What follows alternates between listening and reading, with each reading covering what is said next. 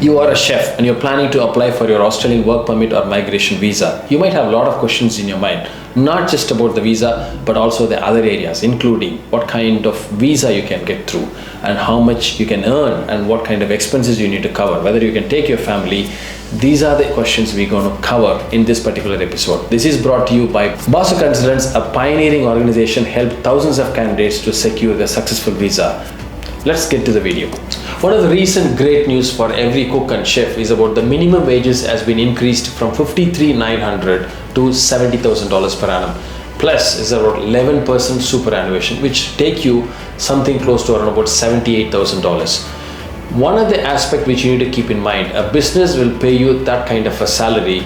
The expectations also very, very high. So as being a chef, that you better be prepared that the employer expect you a lot more just about cooking, but also a great support in the kitchen. So that will make you as a successful chef in Australia. As you're aware, the migration visa allow you to take your family. Also, your 482 subclass visa also allow you to take your family. Especially when you have this kind of a situation, you need to decide whether you want to take your family along with you, especially on a work permit visa, or you want to go alone, settle yourself and then take your family. I would suggest option 2 would be a best choice, because when you go on a work permit, you prefer to go and see the place and find an accommodation and make sure when your family is coming, you're pretty much set, so that the hassle for your family to come and settle down won't be there, and that makes your life much easier. Generally, we advise the employers to support the family nomination along with your main application, but maybe after 3 to 6 months, depends on the employer's preference, they can give you a support letter to take your family at that time, and we will file the family visa for your wife and children. Depends on how many people you want to take it with you, then it can be done as a separate process. Another aspect which is very important for your travel is about health insurance. You need to speak to your employer whether they have any arrangement for health insurance. If they don't have, it is your responsibility to make sure that you have a valid health insurance as soon as you land in Australia, because your work cover doesn't cover many aspects of your health insurance. So that means that will cover only if anything happens health wise within the working hours, but beyond that you need to have an additional support. Also, it's very important that majority of the health insurance doesn't cover the ambulance cover. So I strongly recommend you spend some research that make sure that you have fully covered in health insurance, because if you don't have such health insurance, in any case of eventuality, you may end up paying a lot of money for your health related expenses. Now you land in Australia, the next important questions always come in your mind is about accommodation. Where are you going to stay? What kind of expense is going to be? Who is going to arrange for it? Generally, the employers doesn't provide accommodation.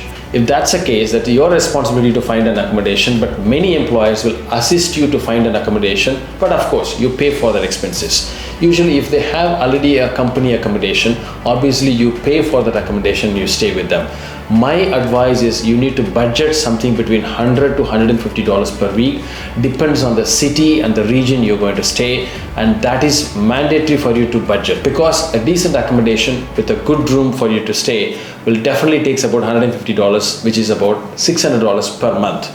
And in this accommodation, usually either you can find, or before you land, you can hint your employer that the date of arrival and ask them to provide a kind of a support. But that way, as soon as you land, if you don't have an accommodation, if you stay in a hotel for about a week or 10 days, it may cost you much more. The next thing you need to plan is about travel to your workplace, because if you don't have your own transport and you rely on public transport, as being a chef, you always finish your shifts very late, especially in the nights. So if you end up taking a taxi, it's going to be very expensive. So it is very important you need to find your accommodation very close to your workplace. If your workplace is within the city, again, the parking is going to be expensive. So before you find such arrangements, you need to have a very good thought that where is your restaurant and where is your hotel and where you're going to stay. It's very important. It's good that you have a chat with your employer and seek their advice, also your colleagues, so that they can advise you which is the best suited for them.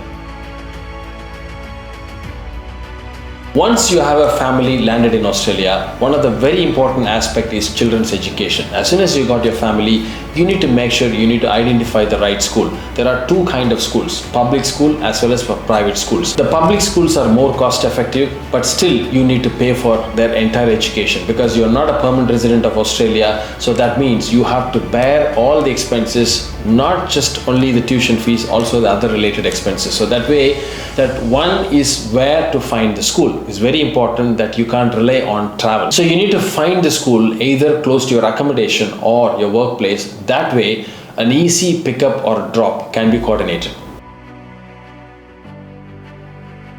So now you got your job, you got your visa, you are in Australia, your family is also joined with you. Now you are in a routine, you've been working for a few months, few years. Now you look at what is next step. Obviously you can explore the chances for you to get a permanent residency. So the employer is happy with your work and they want to support you to provide your sponsorship. That way the employer nomination scheme 186 can come into place. It is very important that you need to work for about a year or two so that you can convince and win the confidence of the employer so that they can provide you all the details, all the support papers so that the 186 employer nomination permanent residency visa can be applied. Now let's come to a very important point. What it takes being a chef in Australia. Majority of the hospitality establishments in Australia, whether it's a restaurant or a hotel, most of them are short-staffed, which means if a kitchen which is supposed to run with about 10 chefs and cooks may run with about 6 or 8. So you being as part of the team, you are end up doing a lot of multitasking. So that is obvious and you need to be mentally and physically be prepared. But as being a chef, not only cook the dishes, but also bring profitability to the business so that you get better prepared and avoid any difficulties as soon as you land in Australia.